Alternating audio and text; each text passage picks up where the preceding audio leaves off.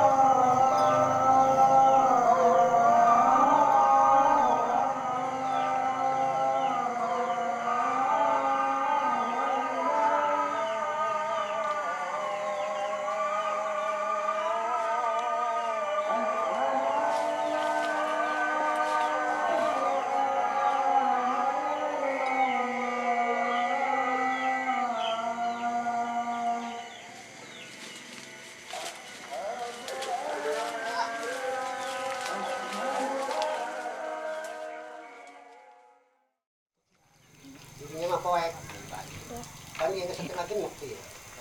Segar.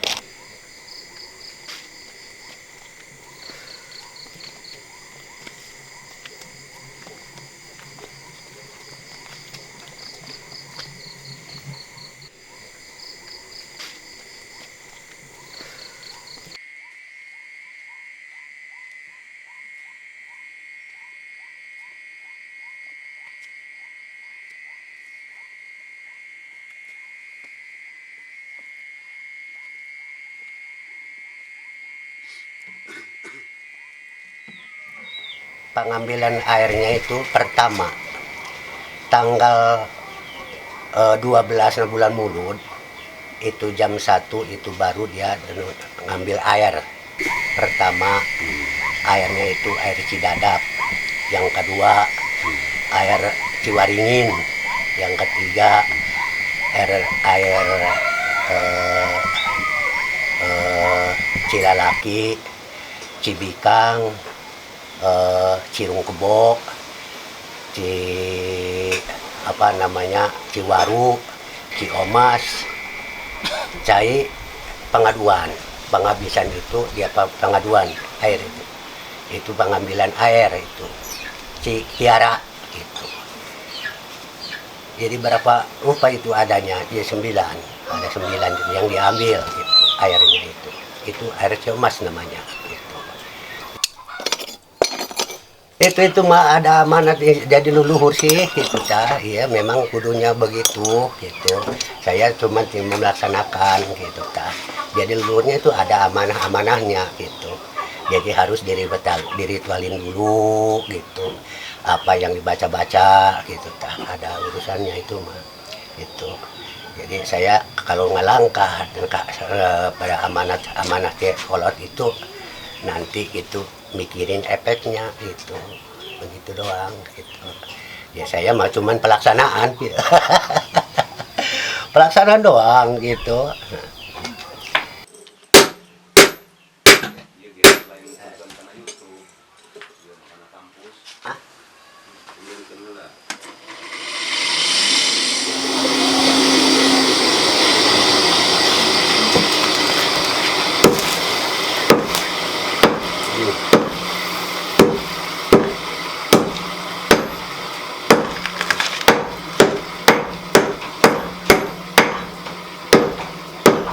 pembakaran itu ada silsilah yang khusus oleh empu, kemudian baru besinya itu dibakar.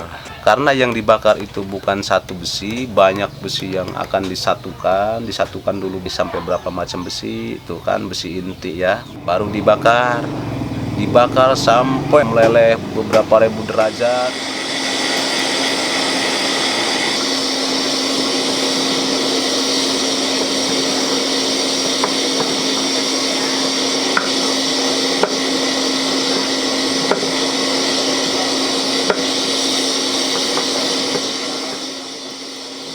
Angkat, ditempa. Setelah ditempa udah rapat belum? Kalau masih belum, dibakar lagi sampai beberapa ribu derajat, terus ditempa lagi, terus sampai menjadi satu dari beberapa macam besi yang disatukan tersebut hingga menjadi satu bilah sesuai yang diinginkan.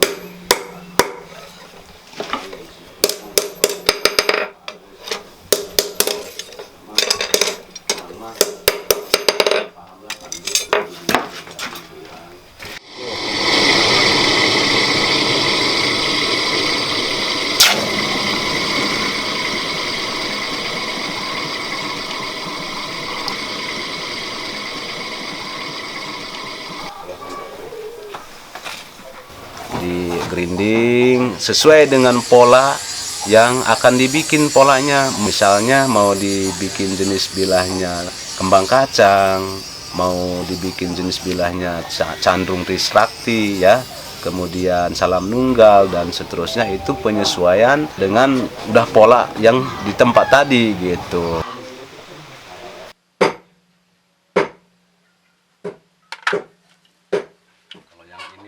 Ciri khas golok ciomas ini ada geretan atau getekan di setiap punggung golok ciomas atau di bilah golok ciomas ini ya. Kemudian dari angka 12 dibagi menjadi 3 hingga menjadi 3 bagian. Sebutnya trisakti di sini. Trisakti itu apa aja, 1 atau 2 dan 3-nya. Misalnya yang pertama itu rukun Islam, yang kedua rukun iman.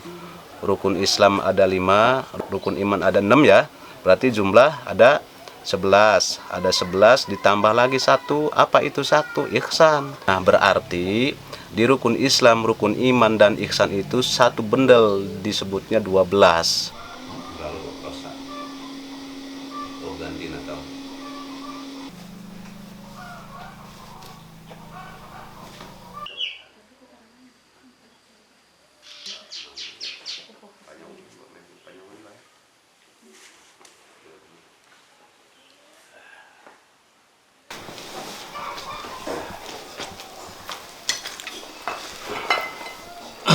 Sempat tadi kayak tanah tadi kena.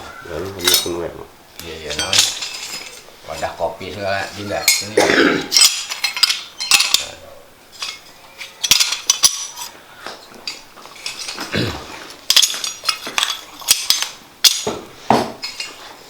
Apa sekarang? Oke, yang di dia. Saya ini. Itu ganggu.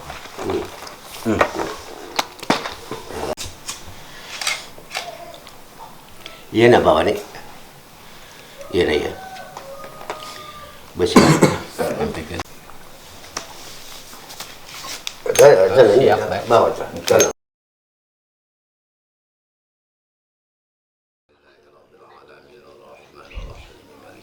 Iya kan yang nasta'in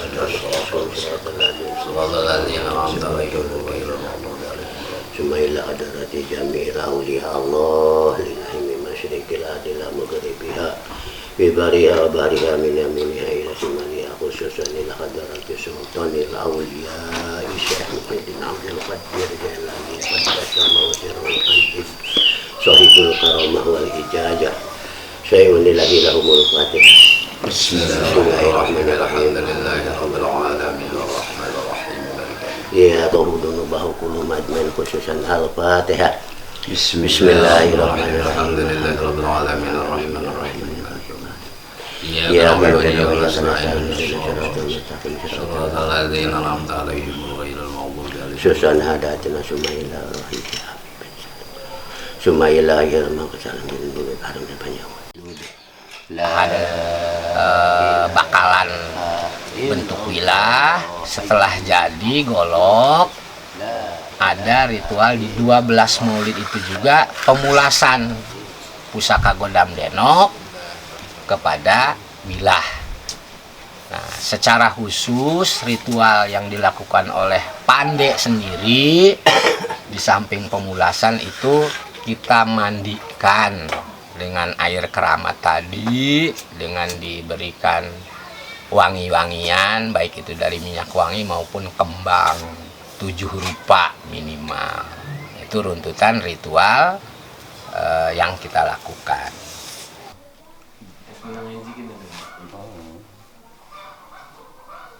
Bangsa goib ya, goib itu khususnya adalah khodam itu pembantu. Nah itu senangnya kepada wangi-wangian itu. Di antaranya adalah dengan minyak wangi. Nah kita siapkan karena mereka yang kita ketahui senang kepada wangi-wangian, bisa dipakai untuk mandinya gitu. Jadi senang, si bangsa goib itu senang. Kemudian tadi wangi-wangian yang ditimbulkan dari tadi ada namanya buhur yang dibungkus dengan tisu, mengeluarkan kepulan asap yang wangi. Itu pun bisa ada menyan atau buhur-buhur lainnya. Itu kalau bahasa sederhana kita menyuguhi gitu.